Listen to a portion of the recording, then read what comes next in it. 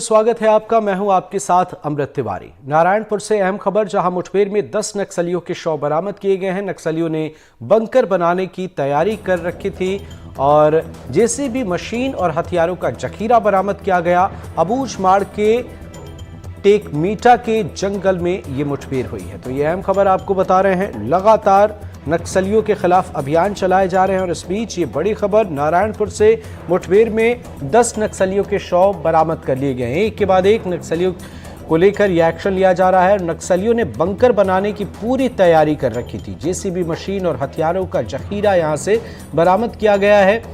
अबूझमाड़ के टेकमेटा के जंगल में ये मुठभेड़ हुई है और सुबह से ही फायरिंग और उसके बाद लगातार एक्शन की तस्वीरें नजर आई। और इस बीच ये बड़ी और अहम खबर, नारायणपुर से मुठभेड़ में 10 नक्सलियों के शव बरामद कर लिए गए हैं। तो लगातार एक्शन जारी है। नारायणपुर के अबूझमाड़ जंगलों में सुरक्षा बलों और नक्सलियों के बीच मुठभेड़, जिसमें 2 महिलाओं समेत 10 नक्सलियों के शव बरामद किए जा चुके हैं। AK-47 समेत गोला बारूद, जेसीबी मशीन और कई चीजें मिली हैं। ऐसा माना जा रहा है कि इनकी प्लानिंग और कुछ की थी और बड़ी कुछ प्लानिंग को अंजाम देने की फिराक में नक्सली यहां पर थे।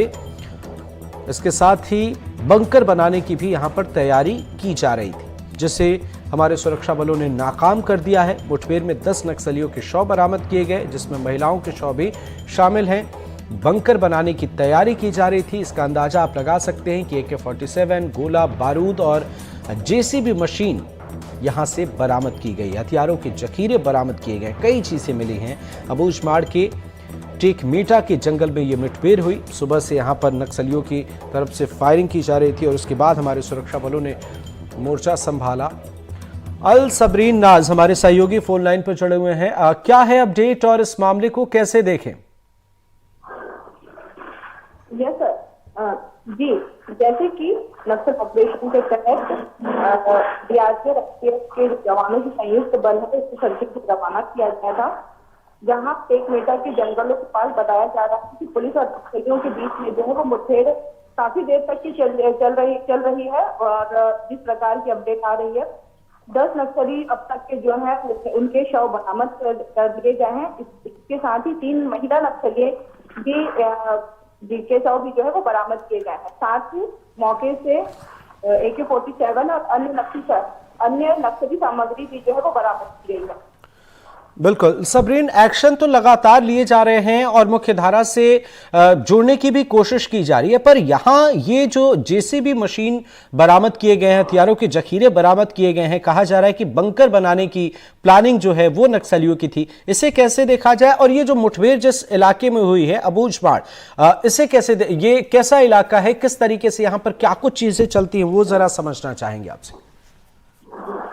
देखिए, अबूझमाड़ एक घने जंगल वाला क्षेत्र है और यहाँ पे नक्सली वर्चस्व जो है वो कायम है। और जिस प्रकार से लगातार जिले में नए पुलिस कैंपों का निर्माण हो रहा है, कहीं ना कहीं ये कह सकते हैं कि इस वजह से जो सुरक्षा बल के जवान है अब उन क्षेत्रों तक पहुंच पा रहे हैं जहां नक्सली जो थे कभी नक्सलियों का वर्चस्व कायम था। निश्चित ही जिस प्रकार से वहां जेसीबी और अन्य सामग्री मिली है, जिसको देख के आशंका जताई जा रही है कि यहाँ बंकर बनाया जा रहा होगा। तो क्योंकि ये एक सघन जो है वो जंगलों का क्षेत्र एरिया है, तो ऐसे में नक्सलियों के लिए ये सबसे सुरक्षित जगह जो है वो मानी जाती है।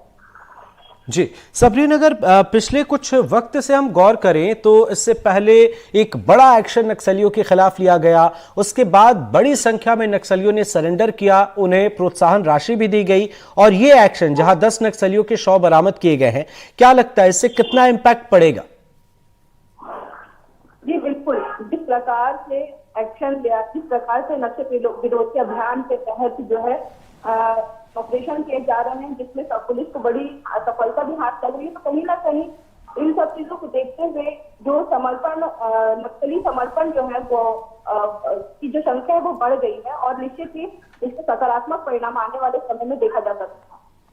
बिल्कुल, बहुत बहुत शुक्रिया। नजर बनाए रखिएगा, आगे भी आपसे अपडेट लेंगे। हमारी सहयोगी अल सबरीन नाज हमारे साथ जुड़ी हुई हैं और उन्होंने कई मामलों को लेकर इस नारायणपुर एक्शन मामले पर अपडेट दिया है। लगातार एक्शन जारी है और इस बीच ये बड़ी खबर है और जिस तरीके से एक्शन लिया जा रहा है ऐसा आप मान सकते हैं कि नक्सलियों की कमर तोड़ने वाली ये कार्रवाई। खबर सुकमा से, जहां नक्सलियों की सूचना और सरेंडर करवाने पर बड़ा इनाम दिया जाएगा। जी हां, एसपी किरण चौहान ने इनाम और सरकारी नौकरी की घोषणा की है। नक्सली के सरेंडर करवाने पर 5 लाख रुपए का इनाम दिया जाएगा। छत्तीसगढ़ में नक्सलियों को मुख्यधारा से जोड़ने के लिए पुलिस प्रशासन लगातार कोशिशें कर रहा है और वहीं अब एक और पहल की गई है, जहां सुकमा एसपी किरण चौहान ने नक्सलियों की सूचना या सरेंडर करवाने वाले व्यक्ति को 5 लाख रुपए का इनाम और सरकारी नौकरी देने का ऐलान किया है।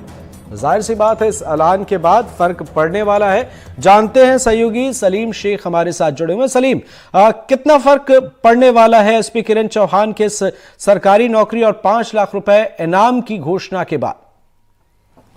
देखिए, जिस तरह से प्रदेश में सरकार बदलने के बाद माओवादियों को मुख्य धारा में जोड़ने की दिशा में लगातार प्रयास, अलग अलग प्रयास किए जा रहे हैं। इसी दिशा में इसी कड़ी में एक नया प्रयास सुकमा एसपी किरण चौहान के द्वारा किया गया। उन्होंने एक ऐलान करवाया जिले के नक्सल प्रभावित इलाके के थानों और कैंपों में कि जो भी नक्सलियों की सूचना देंगे या उन्हें सरेंडर करवाएंगे, ऐसे लोगों की पहचान गोपनीयता रखी जाएगी और साथ ही उन्हें सरकारी नौकरी के साथ 5 लाख रुपए का इनाम दिया जाएगा। और जिस तरह से सुकमा जिले बीजापुर के सरहदी इलाकों में माओवादियों के खिलाफ जो अभियान चलाया जा रहा है, लगातार कैंप खोले जा रहे हैं, ऐसे में नक्सलियों के या तो मुठभेड़ में मार गिराया जा रहा है या तो नक्सली बड़ी संख्या में सरेंडर कर रहे हैं। और इस तरह जिस तरह से आज एसपी ने जिस तरह जो जानकारी दी है, इससे एक बड़ा इस अभियान से सफल परिणाम ये मिलने को मिल रहा है कि कई नक्सली जो है नक्सल प्रभावित इलाकों में छुपने की कोशिश कर रहे हैं, जो पुलिस के सहयोग से मुख्य धारा में जुड़कर समर्पण कर रहे हैं और शासन की योजनाओं का लाभ लेने के लिए इच्छुक नजर आ रहे हैं। जी बिल्कुल सलीम, नक्सल प्रभावित जो इलाके हैं वहां आम लोगों के बीच आज भी नक्सलियों को लेकर डर है, तो क्या ऐसे में एसपी की तरफ से ये जो ऐलान किए गए हैं, क्या इससे आम लोगों में एक उत्साह या फिर आप कहें कि उस डर से बाहर निकल के वे प्रशासन की मदद कर पाएंगे? जी बिल्कुल, जिस तरह से दक्षिण बस्तर के दंतेवाड़ा, बीजापुर और सुकमा इलाकों में, नक्सल प्रभावित इलाकों में जो हाल ही के दिनों में नक्सलियों के खिलाफ जिस तरह से अभियान चलाया जा रहा है, तो और लगातार जो कैंप खोल रहे हैं, इससे आम लोगों में प्रशासन, पुलिस के प्रति एक विश्वास जगा है।